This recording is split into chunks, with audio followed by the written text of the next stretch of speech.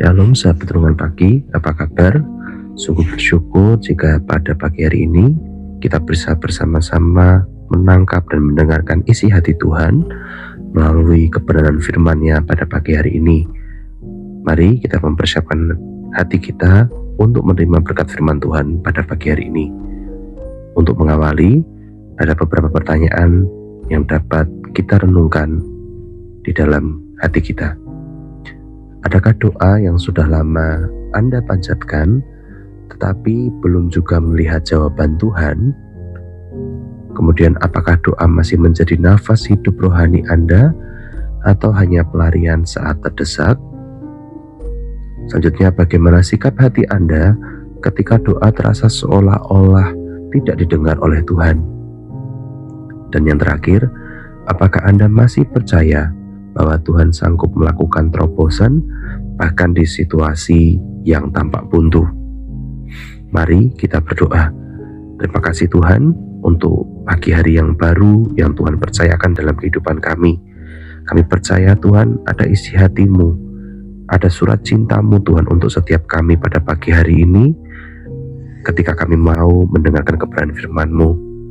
Tuhan, ini kami membuka hati kami untuk mendapat pengertian yang baru Tuhan, untuk mendapat pemahaman yang dipulihkan, yang dibenarkan Tuhan tentang bagaimana hidup doa dalam kehidupan kami. Kami percaya doa bukan tempat terakhir, tetapi doa adalah tempat pertama yang harus kami cari, yang harus kami tuju ketika kami dalam masalah ataupun pergumulan. Terima kasih Tuhan, kami siap menerima kebenaran firman-Mu pada pagi hari ini, di dalam nama Yesus. Haleluya, amin. Firman Tuhan pada pagi hari ini diambil dari kitab 1 Tesalonika 5 ayat 16 hingga 18. Bersukacitalah senantiasa, tetaplah berdoa, mengucap syukurlah dalam segala hal, sebab itulah yang dikehendaki Allah di dalam Kristus Yesus bagi kamu. Mari kita baca ayat ini sekali lagi bersama-sama. 1 Tesalonika pasal yang kelima ayat 16 sampai 18. Bersukacitalah senantiasa, tetaplah berdoa, mengucap syukurlah dalam segala hal, sebab itulah yang dikehendaki Allah di dalam Kristus Yesus bagi kamu. Ada sebuah kisah tentang seseorang yang berdiri di depan sebuah pintu yang besar namun terkunci rapat. Ia mencoba membukanya, gagal. Ia mengetuk, tidak ada jawaban. Ia menunggu, tetap diam. Banyak orang akan menyerah dan pergi. Namun, orang ini memilih untuk terus mengetuk hari demi hari. Suatu saat, pintu itu terbuka. Bukan karena pintunya lemah, tetapi karena ketekunan orang yang mengetuk tidak berhenti. Doa terobosan seringkali bekerja seperti itu. Bukan Tuhan yang lambat, tetapi Tuhan sedang membentuk ketekunan, iman, dan kepercayaan kita. Surat 1 Tesalonika ditulis oleh Rasul Paulus kepada jemaat yang hidup di tengah tekanan, penganiayaan, dan ketidakpastian. Mereka tidak hidup dalam situasi yang nyaman. Namun Paulus tidak berkata, berdoalah hanya ketika kamu aman. Sebaliknya, Paulus memberi 3 perintah yang saling terhubung. Yang pertama, bersukacitalah senantiasa. Ini bukan sukacita karena keadaan, tetapi sukacita karena siapa Tuhan itu. Sukacita adalah bahan bakar doa. Tanpa sukacita, doa mudah berubah menjadi keluhan. Dengan sukacita, doa menjadi iman yang hidup. Yang kedua, tetaplah berdoa. Inilah inti dari doa terobosan. Berdoa tanpa henti. Bukan berarti kita berdoa 24 jam tanpa melakukan apapun, tetapi berarti hidup kita yang selalu harus terhubung dengan Tuhan. Doa terobosan bukan doa yang panjang, melainkan doa yang setia. Setia berdoa meski belum melihat hasil, setia berdoa meski lelah, setia berdoa meski orang lain sudah menyerah. Seringkali terobosan terjadi satu langkah setelah kita hampir menyerah. Dan yang ketiga, mengucap syukur dalam segala hal. Ini adalah sikap iman tingkat tinggi. Mengucap syukur bukan berarti kita menikmati masalah, tetapi kita percaya bahwa Tuhan bekerja bahkan di tengah masalah. Syukur membuka mata rohani kita untuk melihat bahwa Tuhan tidak pernah meninggalkan kita. Proses pun adalah bagian dari jawaban doa, penundaan bukan penolakan.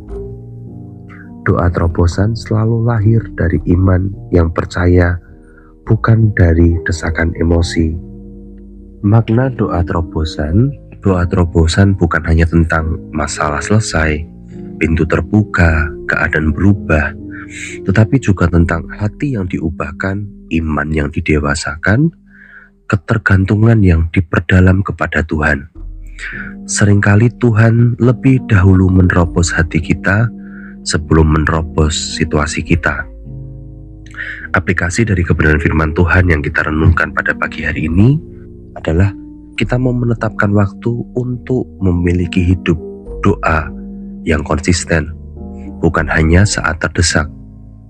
Kita mau belajar untuk menuliskan doa-doa kita agar dapat melihat kesetiaan dan jawaban Tuhan dari waktu ke waktu. Kemudian belajar bersyukur sebelum doa dijawab sebagai sebuah latihan iman kita kepada Tuhan. Selanjutnya kita mau untuk memiliki hidup doa yang tidak sendirian. Libatkan komunitas rohani ataupun keluarga ataupun orang-orang terdekat kita. Dan yang terakhir, kita mau percaya bahwa Tuhan bekerja bahkan ketika kita tidak merasakan apa-apa. Kita mau mengingat doa yang terus dinaikkan tidak pernah menjadi sia-sia.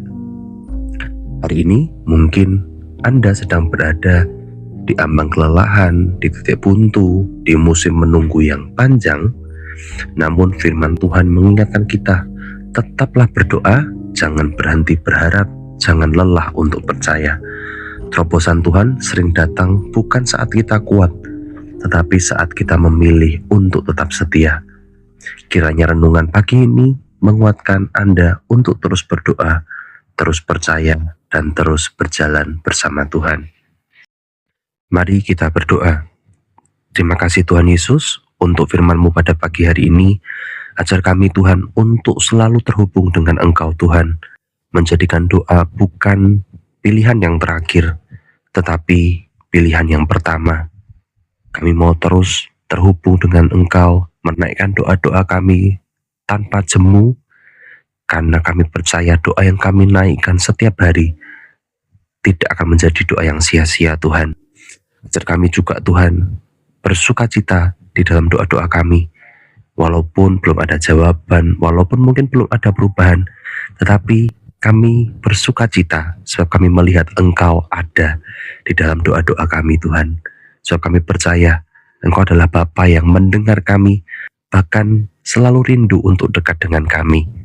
Terima kasih Tuhan, kami mau mengucap syukur juga Tuhan, walaupun kami belum melihat jawaban doa kami, tapi kami bersyukur sebab kami tahu Engkau ada untuk kami Tuhan. Terima kasih Tuhan, terjadi Tuhan di saat ini Tuhan, ada doa-doa yang Engkau jawab untuk kami Tuhan.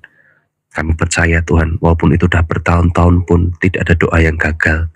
Kami mau tetap terus menantikan dan akan melihat setiap jawaban dari doa-doa kami, sebab kami tahu Tuhan menyediakan yang terbaik untuk kami. Terima kasih Tuhan, di dalam nama Yesus kami berdoa dan mengucap syukur. Haleluya. Amin.